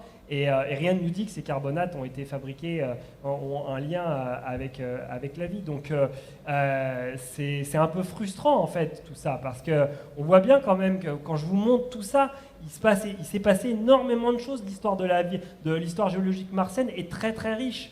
Et en fait, on a accès à une fenêtre de 500 millions d'années qu'on n'a plus sur Terre. Donc c'est juste assez incroyable, c'est qu'on a accès à des terrains qui sont formés entre 3 et 4 milliards d'années, et quasiment toute la planète martienne, la planète est vraiment témoigne de cette période-là. Et sur Terre, on n'a rien de tout ça. Donc c'est un véritable laboratoire. Donc ça serait incroyable évidemment de savoir où est-ce qu'on pourrait trouver ces petites traces de vie, mais on pourrait passer à côté et pas les reconnaître, même des stromatolites, hein. Pierre Thomas pourrait nous en parler longtemps, hein. Mais vous pouvez être sur le terrain et identifier des stromatolites sur le terrain à l'œil, donc votre petit robot qui passe, ça reste très compliqué. Donc on est dans cette dynamique-là aujourd'hui. Par contre, évidemment, on oublie souvent quand même ce qui se passe en profondeur, et ça c'est un monde complètement inconnu, c'est-à-dire d'aller voir ce qui se passe en profondeur, comprendre, ça pose beaucoup plus de questions que ça apporte de réponses, mais c'est évidemment un monde passionnant.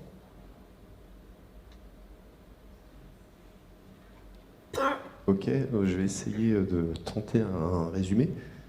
Est-ce que je me trompe beaucoup si je dis que, donc dans un premier temps, il y a de l'atmosphère sur Mars, ensuite il y a une perte de l'effet dynamo de Mars, donc plus de champ magnétique.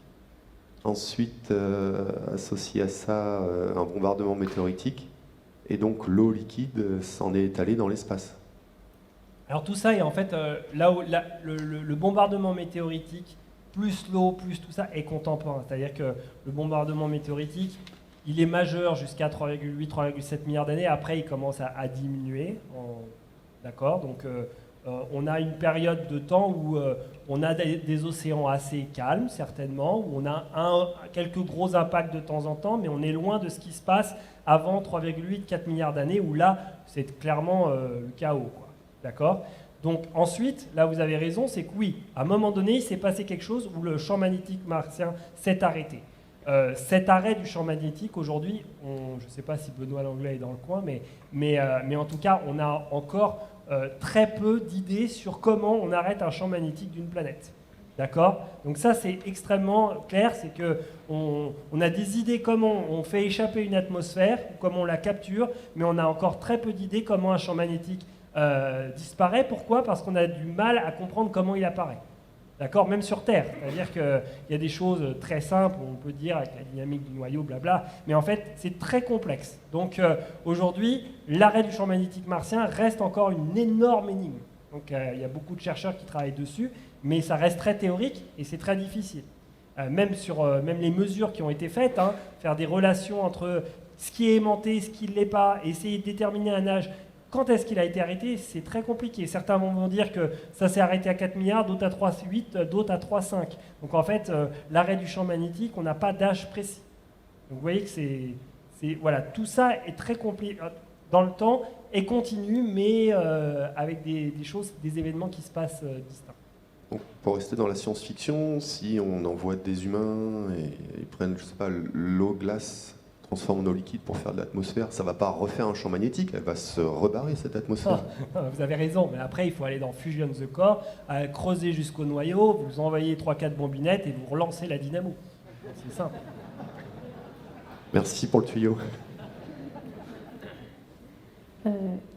Bonjour.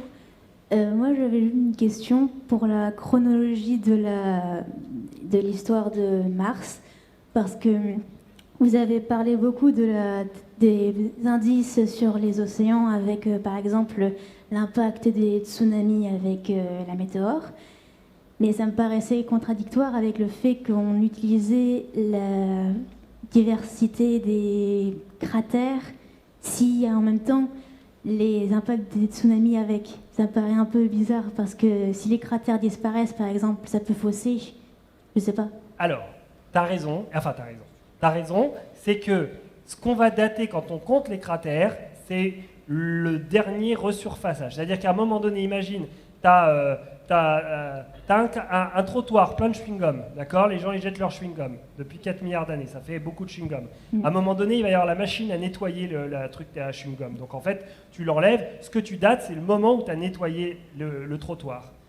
Sur Mars, c'est la même chose, tu as beaucoup de cratères, et à un moment donné, il y a un processus géologique qui va t'effacer les cratères. Donc aujourd'hui, quand tu retires l'eau, par exemple, ou la lave, eh ben, tu vas voir uniquement les cratères qui sont formés depuis le dernier événement géologique. Donc en gros, sur Mars, tu as tous les terrains cratérisés de l'hémisphère sud, qui sont très cratérisés, qui vont te donner un âge autour de 3,8 milliards d'années. Tous les terrains du sud, aujourd'hui, en fait, ils ont un âge très jeune, parce qu'en fait, il y a eu énormément de processus, dont certainement les océans, qui ont effacé les cratères.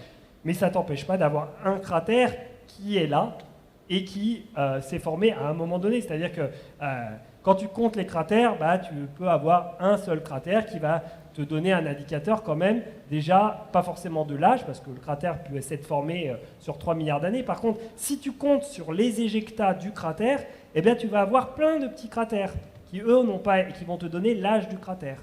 Et donc, donc le cratère, par exemple, que je t'ai donné, c'est que quand on compte le cratère sur les éjectats, eh bien, on a cet âge de 3 milliards d'années. Donc en fait, ce qu'il faut bien garder à l'esprit, c'est quand on compte les cratères, on détermine l'âge du dernier processus géologique qui a effacé les cratères d'avant. Ok, merci. D'accord ? Merci Sylvain pour ta présentation. Moi j'ai 2 questions pour que tu nourrisses davantage notre fantaisie. Au moment où aux époques où l'eau coulait de manière liquide à la surface de la planète rouge, quelle était la couleur des océans et quel était le goût de ces océans ? Alors, c'est une bonne question, ça. La couleur est très compliquée, de manière générale, parce que, on le sait, ça va avoir lieu avec la lumière, etc. Donc, dire que là, évidemment, sur mes images, elle est bleue. c'est loin d'être sûr, hein. On le voit bien avec l'atmosphère. Aujourd'hui, l'atmosphère est plutôt rouge. On n'a pas de ciel bleu vraiment, sauf quand vraiment le temps est potentiellement très très calme.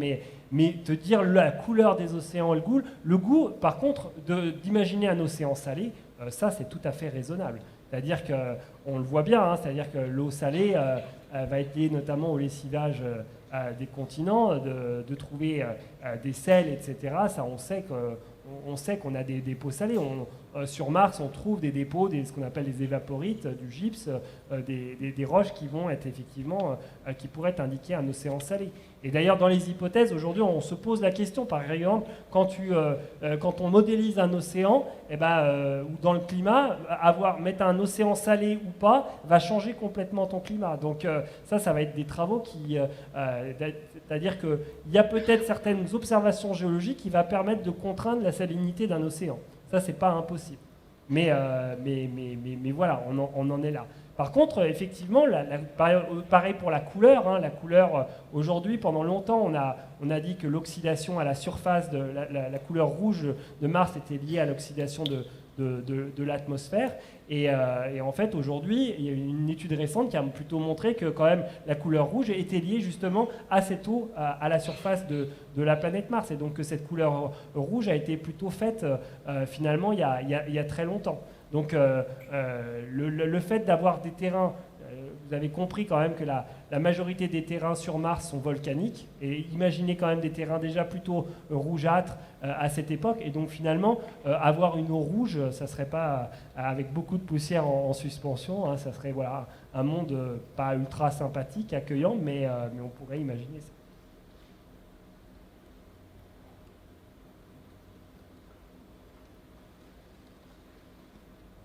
Bonjour. Encore une question de chronologie.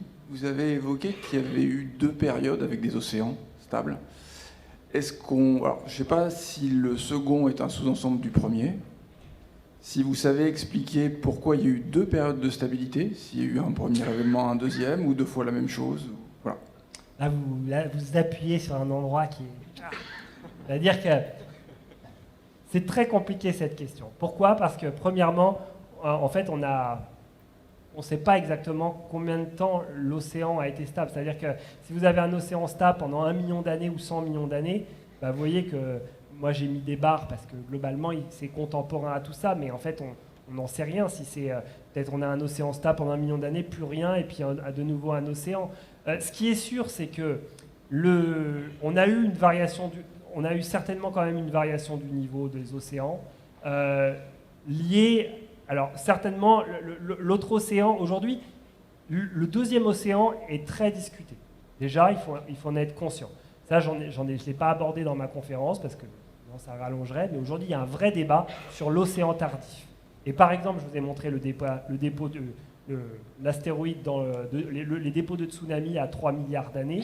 Aujourd'hui, c'est la guerre dans la communauté martienne, c'est-à-dire qu'il y en a qui disent que c'est impossible, et d'autres qui vont dire, bah si, la géologie. Alors globalement, c'est les climatologues versus les géologues. C'est-à-dire que les climatologues vont nous dire, à cette époque-là, il est impossible d'avoir un océan liquide sans avoir énormément de précipitations. Et en fait, les précipitations, on ne les voit pas directement. Et des autres, on a dit, on a les indices géologiques des tsunamis. Et donc en fait, on essaye de trouver une solution qui convient à tout le monde, mais c'est pas simple. Donc ça, ce qui veut dire que le deuxième niveau, et ce que je voulais dire, ce que je vous ai dit un petit peu, c'est-à-dire que le contact entre les différents paléo-rivages, il est très discuté aujourd'hui dans la communauté, et trouver véritablement le niveau, ces 2 océans, c'est très débattu. Donc c'est pour ça que je ne peux pas vous donner un indicateur, c'est-à-dire que clairement, on a des indicateurs que les océans auraient pu rester 800 millions d'années. Est-ce que, par exemple, un océan se forme uniquement quand on a les vallées de débat qui se forment? Et puis, hop, l'océan, vu que l'atmosphère commence à être très faible, l'atmosphère est instable, et hop, l'eau part très vite, et on a un océan très, très, très rapide. Vous voyez, donc, toutes ces questions, on n'a pas les réponses. Et donc, ce qui est sûr, c'est que, voilà, la géologie nous montre certains indices. Les climatologues essayent de nous donner des pistes, mais pour l'instant, ça ne matche pas totalement. Moi, j'ai une question. On sait que du coup, les champs magnétiques de Mars, ils s'arrêtaient à un moment donné, et puis l'atmosphère s'est érodée, puis ils ont perdu l'océan. Mais on avait parlé hier, comme quoi il y a des endroits sur Mars où les champs magnétiques il est plus fort qu'un certain endroit de la Terre parce qu'il y a des roches qui se chargent. Je sais pas comment dire, mais vous voyez ce que je veux dire. Alors ouais. Est-ce que ça pourrait créer des petites îles qui protègent certains éléments de l'érosion, ou quand on va partir au Mars avec Elon Musk, est-ce que du coup on va vivre à l'intérieur de ces petites îles, ou ça va se passer comment? Alors, comment répondre? Alors, première chose, c'est que sur le champ magnétique, c'est très compliqué déjà. C'est-à-dire que oui, on a des endroits, notamment une région sur Mars, où le champ magnétique est très très fort, les enregistrements qui montrent que c'est vraiment les endroits les plus anciens sur Mars. D'accord ? Il y a une région qu'on appelle Terra Cimmeria Sirenum qui existe certainement depuis 4 milliards d'années. On n'a pas trop de doute que là, à ce moment-là, on a enregistré le champ magnétique. Il y a d'autres endroits où on a des signatures magnétiques, mais qui pourraient être très bien liées notamment à l'altération. En fait, l'eau liquide va jouer aussi sur l'intensité du magnétisme, etc. On le voit par exemple dans les météorites, la météorite Black Beauty par exemple, on voit des minéraux qui ont enregistré le champ magnétique, mais qui vont pas être forcément exactement la même intensité de ce qu'on mesure.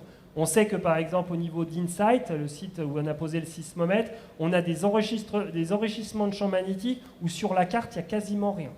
Donc vous voyez qu'il y a des choses, des certitudes où on voit qu'il y a des grandes zones où les champs magnétiques a bien enregistré, mais on a encore beaucoup d'incertitudes sur des zones à petite échelle. Il faut bien garder à l'esprit que le magnétomètre mesure plutôt quand même à grande résolution. Donc il y a des endroits où le champ magnétique a été enregistré.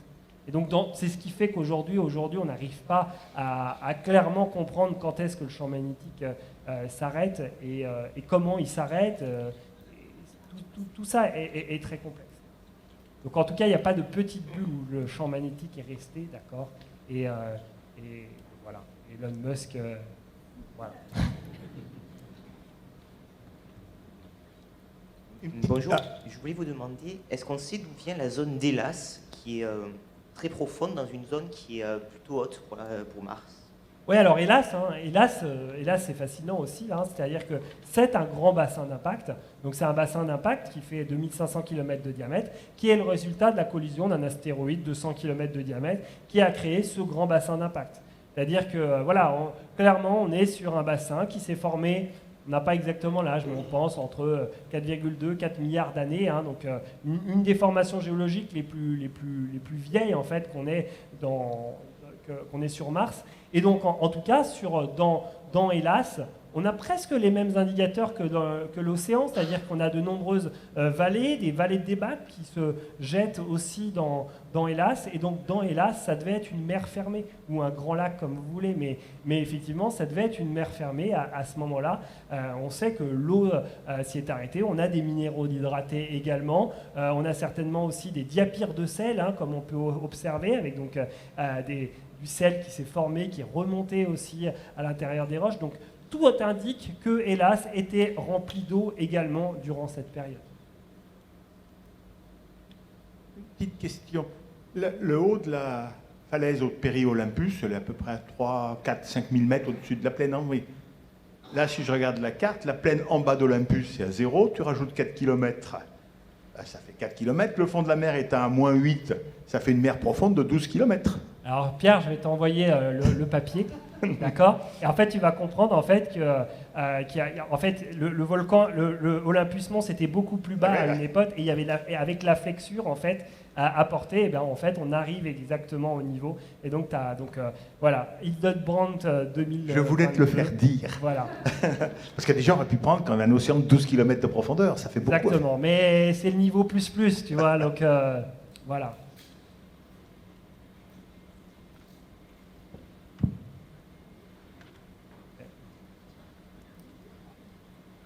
Est-ce que vous pouvez nous parler des pôles? Il y a quelque chose de particulier en termes d'eau, de température?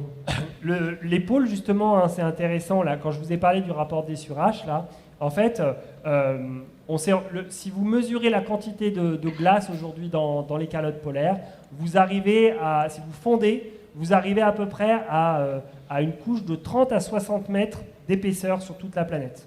D'accord? Donc le volume, il n'est pas négligeable. Mais vous voyez que c'est 30 à 60. Donc c'est pas... Il y en a, mais pas beaucoup. Et donc vous voyez que quand dans mon graphe, je vous disais qu'il y avait au moins 6 à 7 fois plus d'eau que ce volume-là. Donc on arrive autour de 200, 250 juste à la surface. D'accord? Donc ce volume de glace, il est important parce qu'il nous permet peut-être aussi de mieux comprendre ce qui se passe en profondeur. Parce qu'on a besoin de ce volume pour estimer ce qu'il y avait il y a 4 milliards d'années. En tout cas, c'est un des réservoirs effectivement d'eau glacée aujourd'hui, hein, même si on a encore pas mal d'eau en profondeur.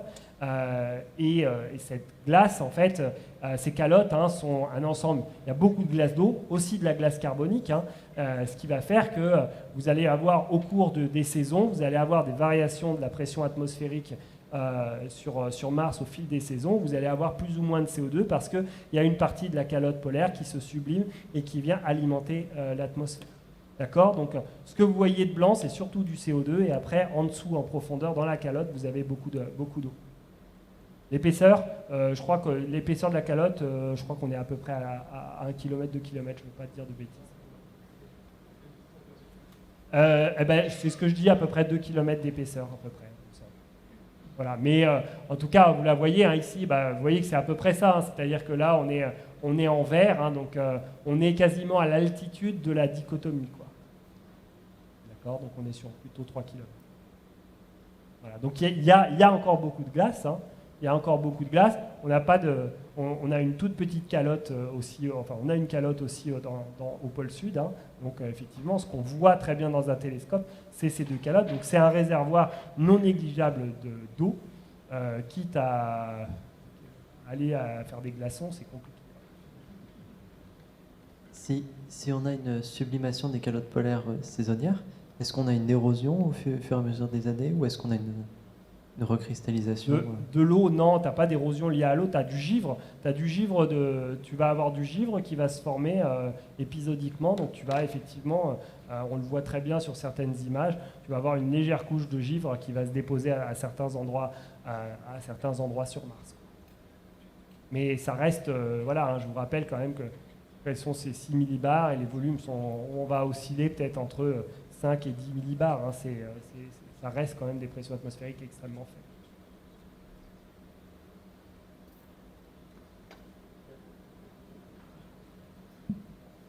faibles. Pour le futur des explorations sur Mars, si on pense qu'une mission humaine coûte à peu près 10 fois plus cher qu'une mission automatisée, vaut-il mieux envoyer 10 missions automatisées dont chaque mission est conçue en fonction de ce qu'on a trouvé sur la précédente, que d'essayer, je mets Musk de côté, que d'essayer de faire une mission humaine?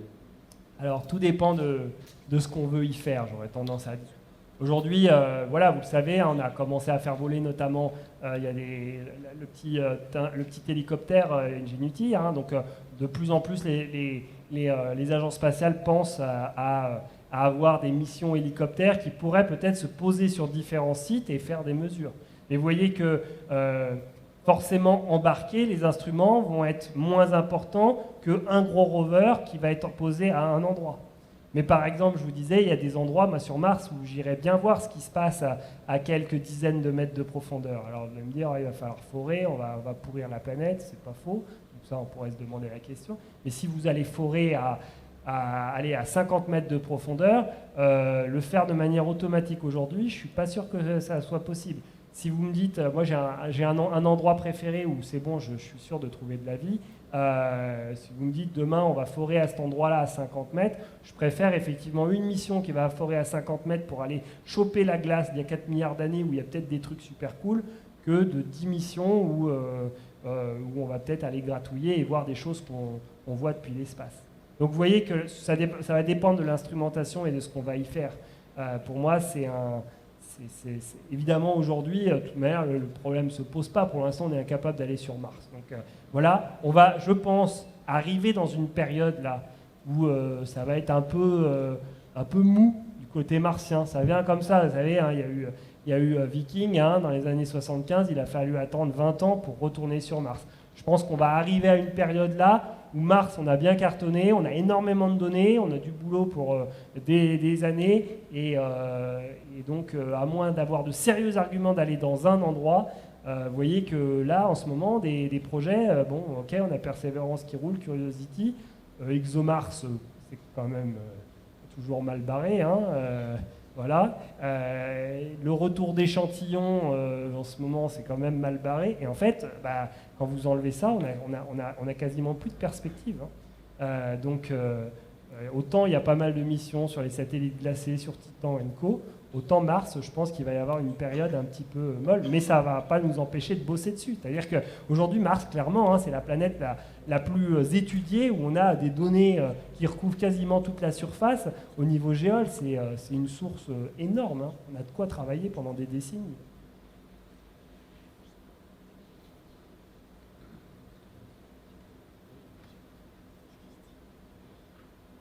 Si personne n'a de questions... Ah, bah si. J'ai longtemps hésité. En regardant dans le futur, avec tout ce qui est en cours, en études, scientifiques, etc., quelles sont les découvertes que vous attendez dans le court et moyen terme? Alors, sur Mars, en fait, clairement, là, tout ce qu'on fait, nous, c'est d'essayer de comprendre véritablement l'environnement qui existait lors du premier milliard d'années. Donc on est encore loin d'avoir bien compris toute l'évolution. Ce que je n'ai pas montré pendant la conférence, j'ai hésité à vous le montrer, mais je me suis dit que ça allait vraiment complexifier la conférence, c'est que Mars a connu une évolution de la surface. C'est-à-dire qu'on a une certaine géodynamique martienne avec une évolution des reliefs, qui va jouer sur l'érosion, qui va certainement jouer sur les paléorivages, sur les océans. Bref, Mars est une planète vraiment active. Ce que je vous montre ici, ça c'est la topographie actuelle, mais en fait la topographie martienne a tout le temps évolué. C'est-à-dire que Tarsis à un moment n'existait pas, les terrains, la Darabia, Terra n'existaient pas, on avait des continents, on a encore beaucoup de boulot pour comprendre l'évolution géodynamique de la planète Mars, pour vraiment mieux comprendre cette époque. Donc moi, personnellement, ça, c'est ce qui me passionne. Ensuite, aujourd'hui, clairement, on fait tout ça pour essayer de comprendre, pour essayer de trouver les fameuses roches. Donc clairement, la grande conférence de presse qui aura peut-être lieu un jour, c'est de dire, on a trouvé des micro-organismes fossilisés ou des cyanobactéries fossilisées ou autres. Ce qui est sûr, c'est que, est-ce qu'on en sera sûr à 100%? Est-ce que le retour d'échantillons est quand même essentiel? Là, c'est quand même vraiment dommage ce qui se passe actuellement aux États-Unis. C'est-à-dire que normalement, on devait avoir tous les petits tubes qui ont été prélevés par Persévérance devaient revenir en 2030-2032. Là, tout ça est remis en cause. C'est quand même bien dommage parce qu'on est en manque de ces roches prélevées in situ. Et de les avoir dans nos laboratoires, les regarder, nous permettrait vraiment de mieux comprendre ce qui s'y passe. Et ça manque quand même. Parce qu'envoyer un robot, c'est bien, mais ça remplace pas les laboratoires et tous les chercheurs qui sont derrière les manips pour faire les mesures.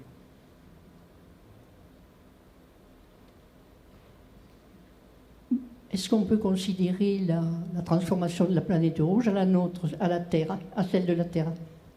Alors, pour l'instant, pas directement, parce que, encore une fois, alors, la grande question, vous pourrez poser les questions, notamment vendredi, aux personnes qui sont spécialistes du magnétisme terrestre.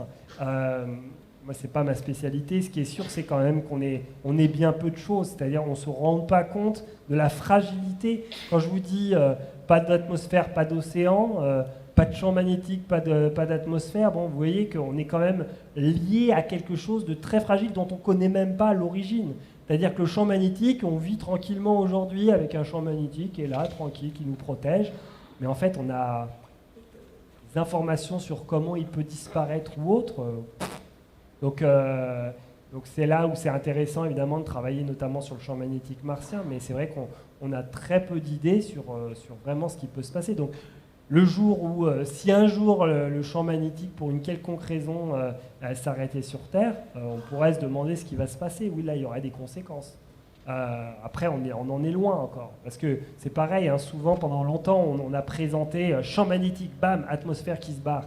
Non, l'atmosphère, alors certes, le champ magnétique ne protège plus, mais l'atmosphère met du temps à s'échapper. C'est un processus d'érosion très lent.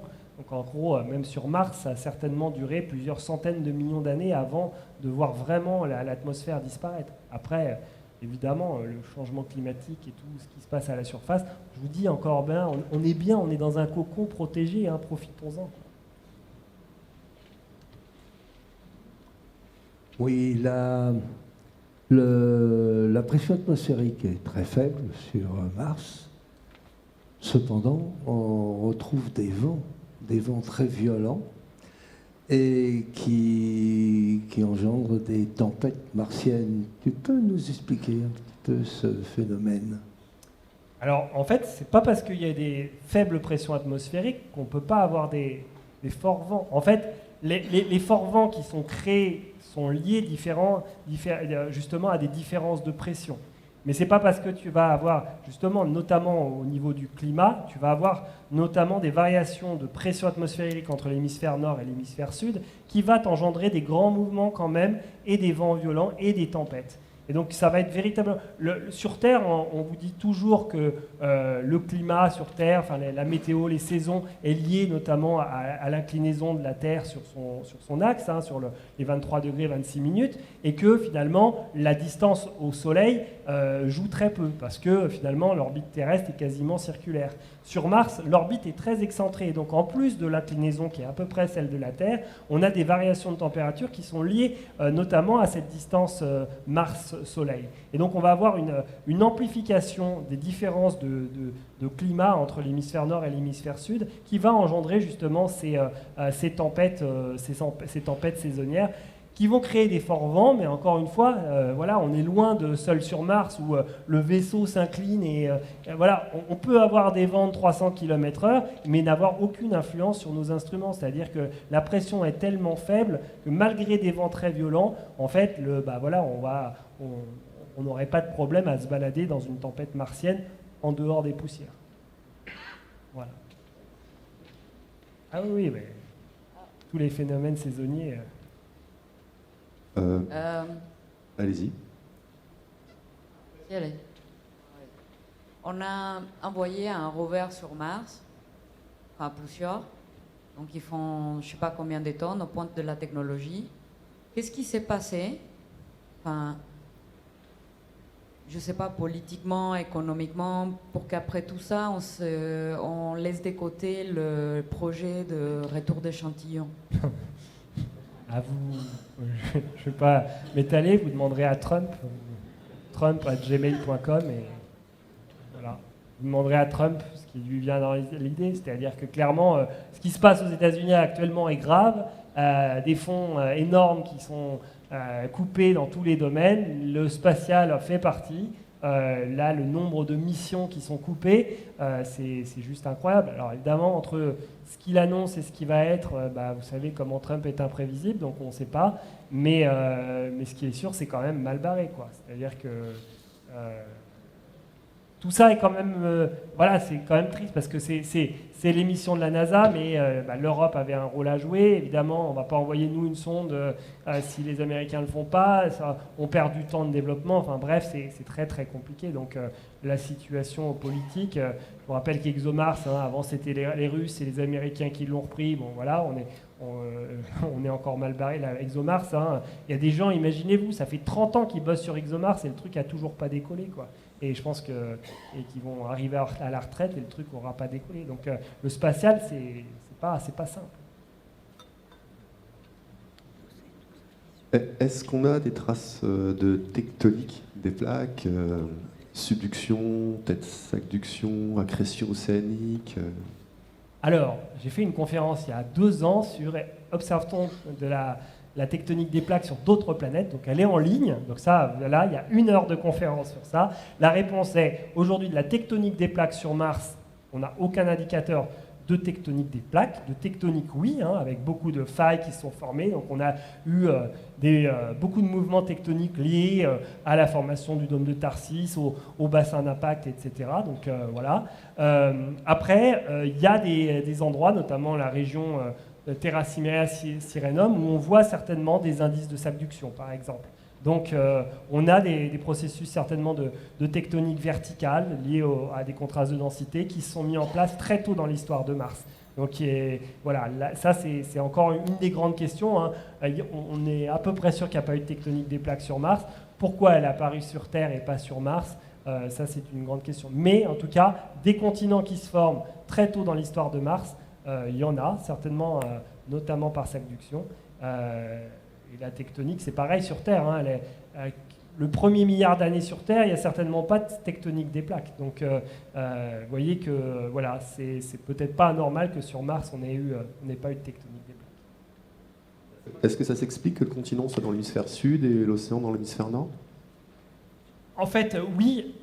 C'est-à-dire qu'il y a un côté dynamique. C'est-à-dire que si tu as une coquille qui est globalement coupée en deux et que, en fait, pour le point d'équilibre, pour que la planète s'équilibre, en fait, si tu la mets comme ça, l'axe de rotation parallèle à la dichotomie, ça va pas. Donc il faut que la planète soit bien équilibrée et centrée. Donc en gros, on a une dichotomie parallèle à l'équateur.